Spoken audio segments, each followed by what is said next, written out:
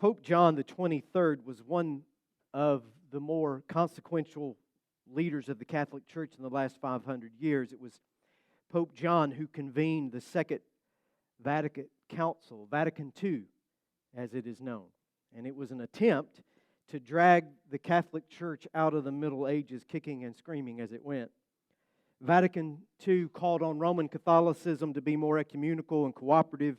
It encouraged dialogue with other faith groups. It allowed for contemporary music to be incorporated into worship. And of course, it allowed the Mass to be celebrated in the common language of the participants, not restricted to Latin as it had been for centuries on end. No one could have suspected that Pope John would be the one to set these events in motion. He was a true priest, a pastor, not a hot-blooded revolutionary. And before that, he was just a poor son of a poor Italian sharecropper, the firstborn of 13 children. Can you imagine? But he was bright, he was devoted, and he joined the Franciscans at the early age of 15. And I don't know if that was due to his devotion or the fact that he just wanted to get away from all of his siblings, possibly. That family of origin was important to him, particularly the relationship that he had with his father, Giovanni. And for all that Pope John said and wrote, this little quote is one that endures. It is easier for a father to have children than for children to have a real father. It's easier for a father to have children than for children to have a real father. The weight of that statement has never been lost on me. I've become a father 3 times, and when the experience was new each time, it was not filled with warmth and fuzzies. A couple welcomes a new baby and it's all joy and gratitude. No, it is not. Every time I left the hospital with a new baby, that 8 pounds in the car seat felt like 2 metric tons on my shoulders. What have we done? You know we're never going to get rid of this thing, right? So much for disappearing to hike the AT or walk the Camino or living in a 400 square foot tiny house. I can never stop working now. The weight eases, but it never goes away, or at least it hasn't gone away for me yet. The responsibility of parenthood lingers, as it should. After all, it is easier for a father to have children than for children to have a real father. I became a father when I was young, before this conspicuous white stuff that now covers my face. All my tendencies, good and bad, had not yet become habit. I was pliable and teachable. I had plenty of energy for those bottle feedings in the night, coaching Little League and loads of laundry and school schedules. And while I know plenty of men who do this, and I have dear friends on this track, even as I stand here this morning, the thoughts of becoming a new father at my age now or older, it's just exhausting to think about it, much less to have to do it. The weight of it, the zeal that it requires, I don't know if I could stand it. When Bryce came into our family, I had to make a quick decision. We already had Blaze. His adoption was planned, scheduled even. But Bryce's arrival, I would learn, was like all things Bryce would do, very unexpected and unpredictable. And I don't have time for the whole story, but I will give you a little bit of it today. I was at home. It was Easter evening. And the phone rang, and it was the social worker at my local hospital, where I knew everyone and often volunteered as a chaplain. This is what she said. "We have a child here that I have discovered. The nurses were hiding him from me. He's been here a week, and he will go into protective custody tomorrow if you don't come down here and get him right now."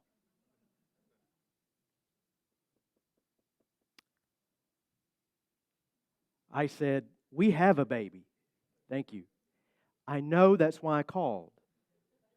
You've got car seats, you've got diapers, you've got everything."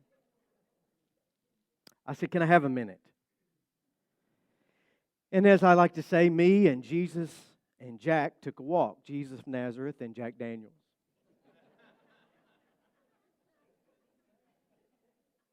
I don't advise that. The Jesus part, yes. The Jack Daniels, not so much. I don't know if that's helpful when you're making a big decision. I wonder if similar jumbled feelings are what run roughshod over Zechariah. He's an old dude, and he's about to become a father for the first time.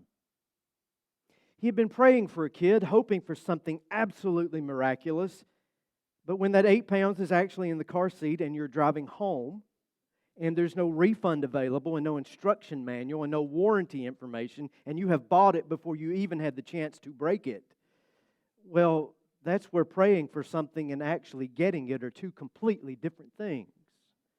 As Oscar Wilde said, there are only two tragedies in life. One is not getting what you want, and the other is getting it. For this Advent season, we are going to hear the stories of two couples, 4 individuals, as they become parents.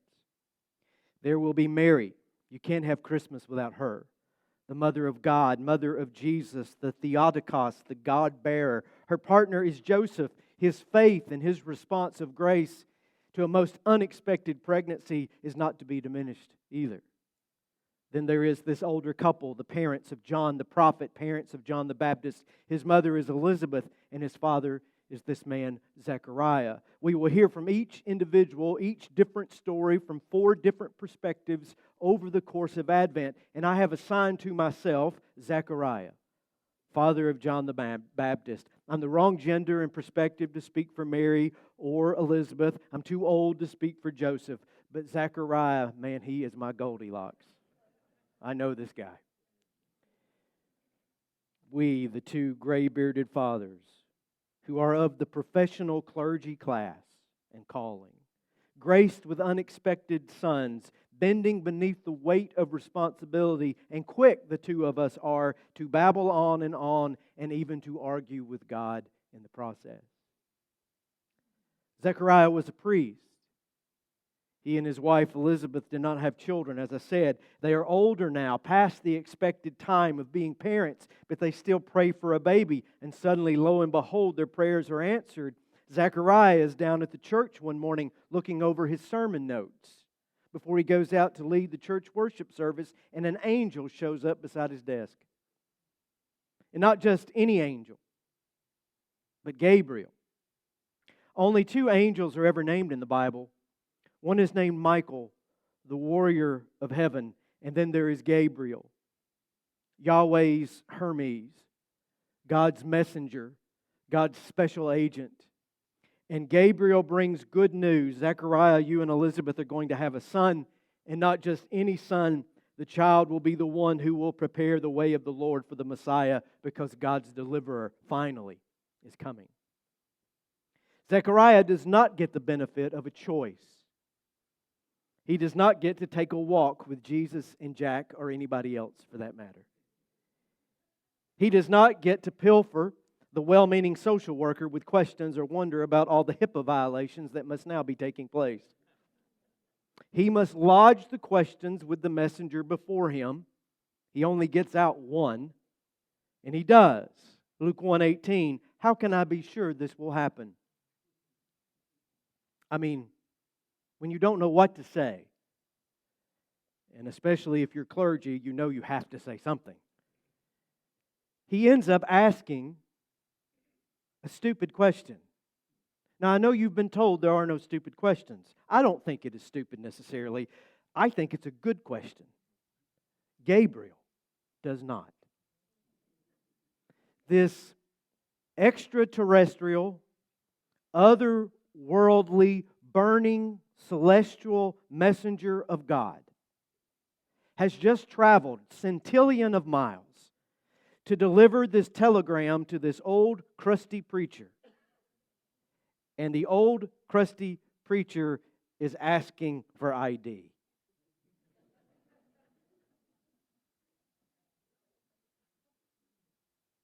He's been praying for this. Now it arrives, and he has a real hard time believing it, and Gabriel is not pleased. Apparently, Gabriel has a hair trigger.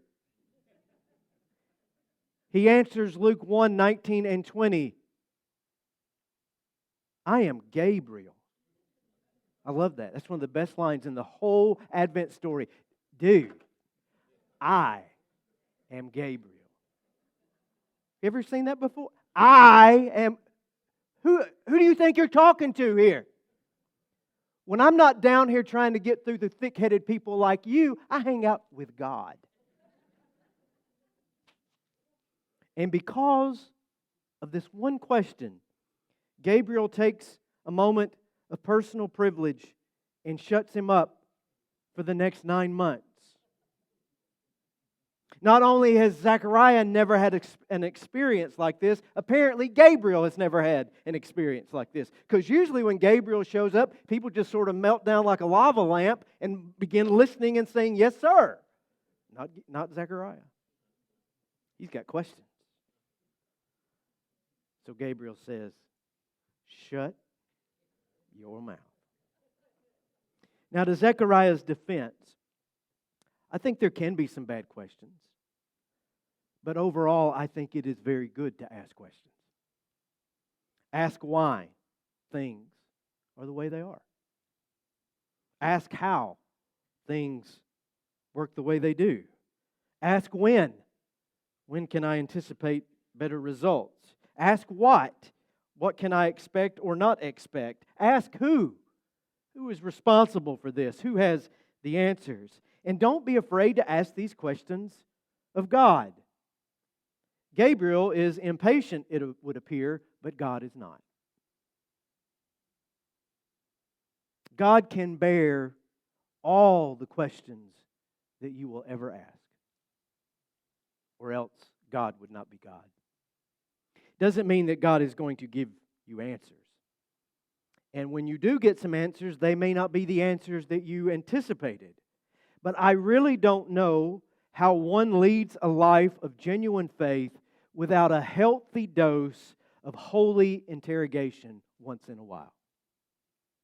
Questions have to be asked. Years ago, I had an individual get after me a little bit because of the people I would sometimes quote up here. Well, that guy's a heretic that you quoted. Oh, and that woman, she's definitely a heretic. And I said to this person, well, heretic's a pretty strong word. I don't think these people are heretics. I think they ask some really good questions about things that should be questioned. That didn't help. There are things that should never be questioned, he thundered back. And to do so is to be a heretic. No, it's not. No, it's not. There are thousands and thousands of true believers today. They love Jesus. They are doing their best to understand God, but they are, to borrow the phrase, deconstructing. That's the most popular phrase being used today for this process, borrowed from postmodern philosophy, of taking the big pieces of faith, taking the faith that we have inherited, taking the faith that is the faith of everything we have been told, and breaking it down to see if it can really hold up. That's a process many people who have passed through this building over the years have been working through. It's a process I have been working through. The late Phyllis Tickle, one of those alleged heretics, had a saying. She said this, every 500 years or so, Christianity has a rummage sale. I love that. And she's right. We have these massive transitions where all the questions finally accumulate in such a large pile that organizational and belief systems start breaking down beneath the weight, and we have to come up with some better answers. The emergence of the Roman Church around 500, the divide between East and West in 1000 AD, the Reformation in 1500, and whatever this is that we're in today. In each and every case, those who asked the questions and proposed new solutions or different understandings were always labeled heretics. But all they were doing were dragging some of those musty old boxes to the curb for pickup day because they didn't need that any longer. I used to bristle at being called a heretic. I think Garrett is joking when he calls me a heretic regularly. Are you joking? Oh, okay, got it. But I don't care anymore. I am more comfortable asking new questions than I am sticking with unsustainable answers from the past. I have no stones to throw at those who remain comfortable with everything they have been told. I almost envy them in some ways because they're so settled and so undisturbed. But I can't unlearn my life's experiences. I can't unsee what I have seen. I can't unhear what I have heard. And sometimes all I can do is wave my hands about like Zechariah and let people wonder what in the world happened to him while he was in that room by himself. And I think Zechariah is a good example of this. Because when you can't talk for 9 months, it gives you a whole lot of time to think, to re-examine, to ruminate. And that is a very good thing, especially for those of us who are so accustomed to running our mouths. We need experience or life or Gabriel or failure or frustration or a faith that doesn't seem to match our circumstances to say to us, now hush your mouth. It's time to be quiet.